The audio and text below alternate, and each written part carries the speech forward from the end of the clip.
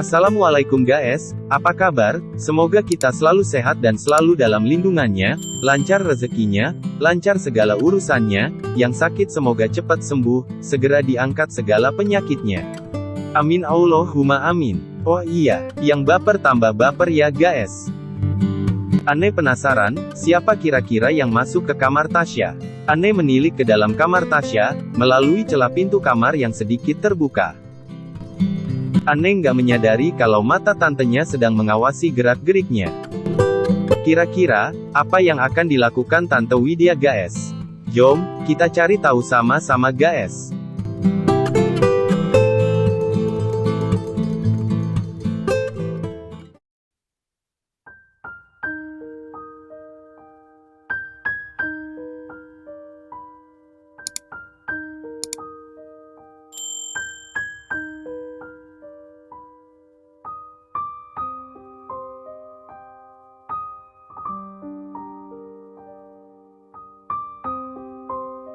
Karena rasa penasaran, perlahan Ane melangkahkan kakinya, menuju kamar Tasya.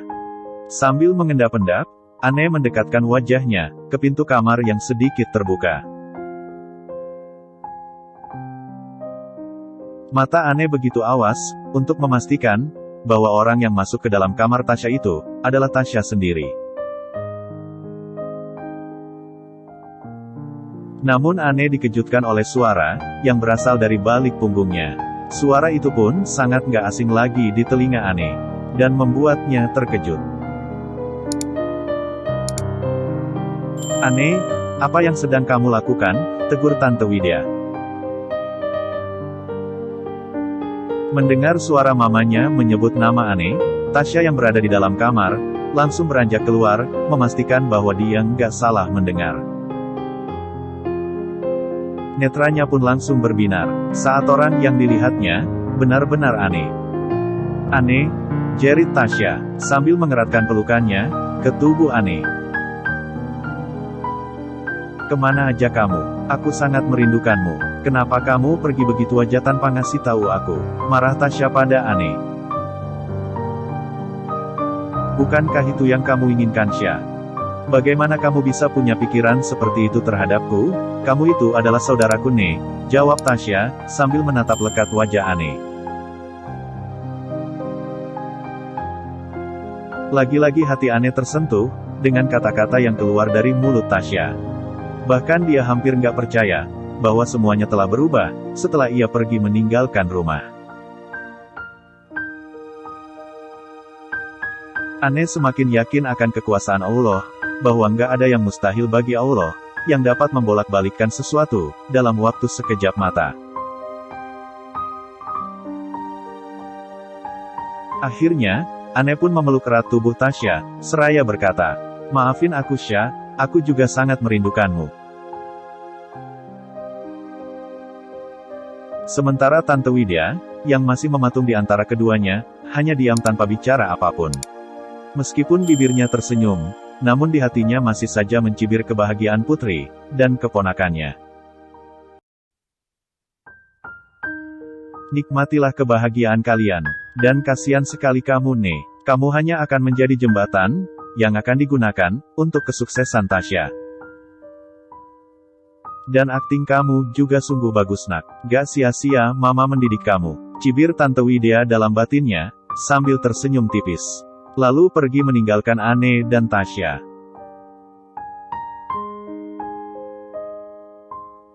Keduanya pun saling berpelukan. Hal seperti inilah yang menjadi sumber kekuatan Ane, untuk melalui hari-harinya.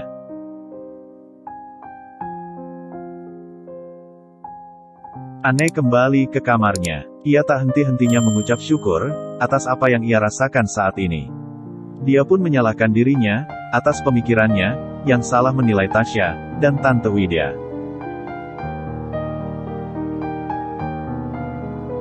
"Ampuni aku ya Allah, aku telah salah menilai Tasya dan Tante Widya. Ternyata mereka sungguh menyayangiku," monolog Ane sambil merapikan rambut sepunggungnya yang sedikit berantakan.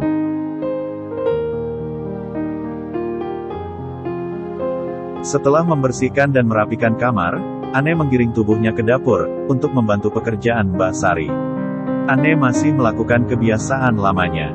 Mbak Sari pun tersenyum bahagia. Mbak, saya bahagia sekali. Ane tersenyum. Saya jadi punya teman lagi melakukan pekerjaan saya kalau pagi gini, ungkap Mbak Sari. Saya juga Mbak, selama nggak di rumah, saya juga nggak melakukan pekerjaan apapun, hanya makan tidur aja. Rasanya, tubuh ini pun semakin terasa lelah, jika nggak dibawa kerja, terang Ane sambil mencuci beberapa piring kotor yang ada di wastafel. Iya Mbak, tapi... Tenggorokan Mbak Sari seperti tercekat, nggak berani melanjutkan kata-katanya. Sejenak Ane berhenti dari pekerjaannya, lalu menoleh ke Mbak Sari, yang sedang berdiri di sebelahnya, sambil memasak nasi goreng untuk sarapan pagi ini.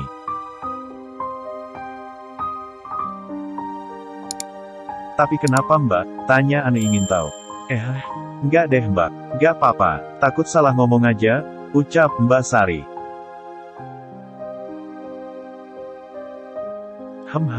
Deham Tante Widya, yang ternyata sudah berdiri di belakang Ane dan Mbak Sari. Mbak Sari pun jadi celingukan, menyadari majikannya sedang mengawasi mereka. Ane pun melingukkan kepalanya sejenak, melihat sang tante yang berdiri di belakangnya. Nih, itu adalah pekerjaan si Sari. Jadi kamu nggak perlu ikut turun tangan mengerjakannya, titah Tante Widya. Iya Mbak, tinggalkan aja, timpal Mbak Sari gugup.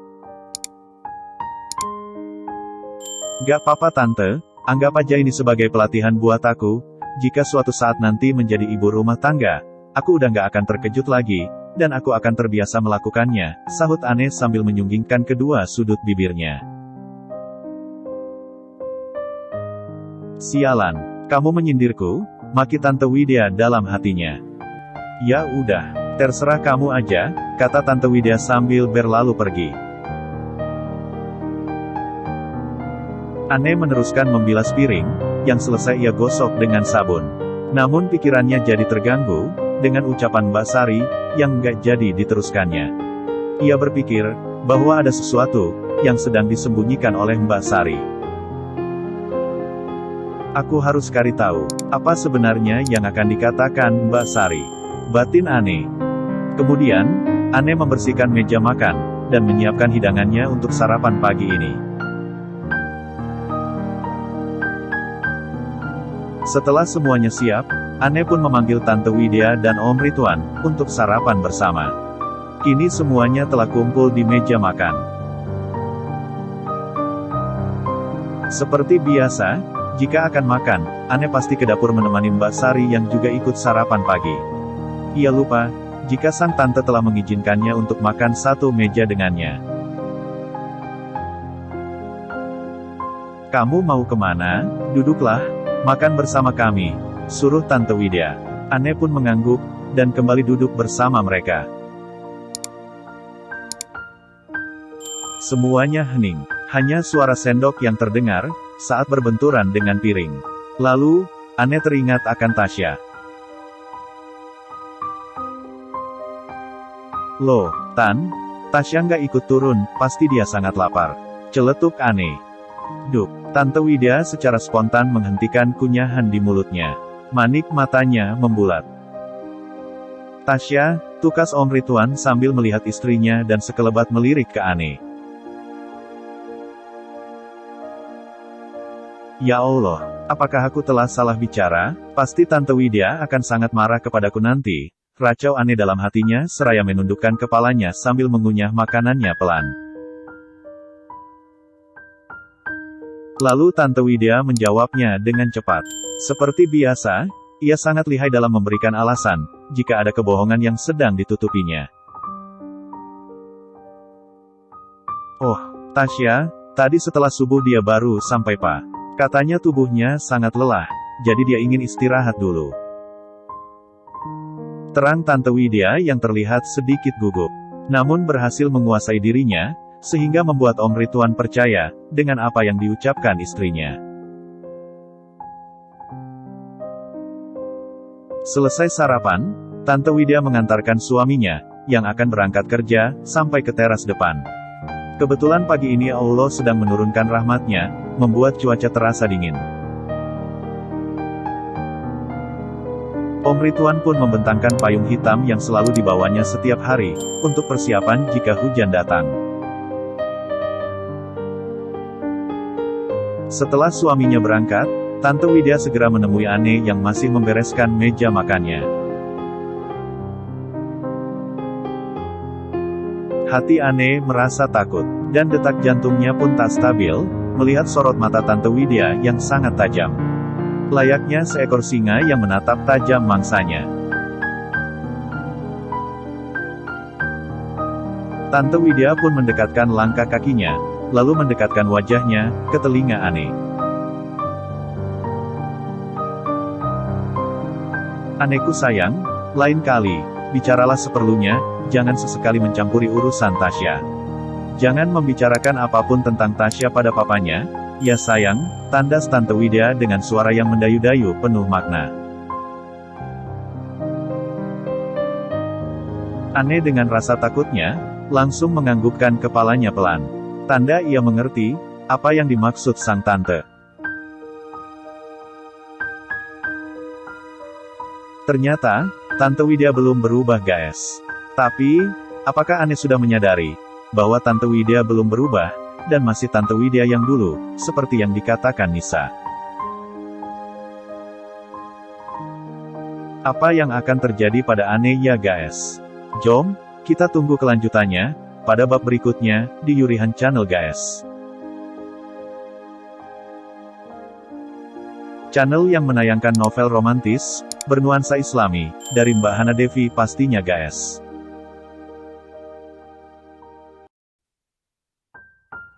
Terima kasih sudah menonton. Terima kasih juga atas dukungannya pada channel ini guys. Tanpa kalian, kami bukan apa-apa. Karena kalianlah, kami bisa jadi apa-apanya dong, dang, ding, dong. So, terima kasih banyak-banyak guys. Sampai jumpa. Assalamualaikum.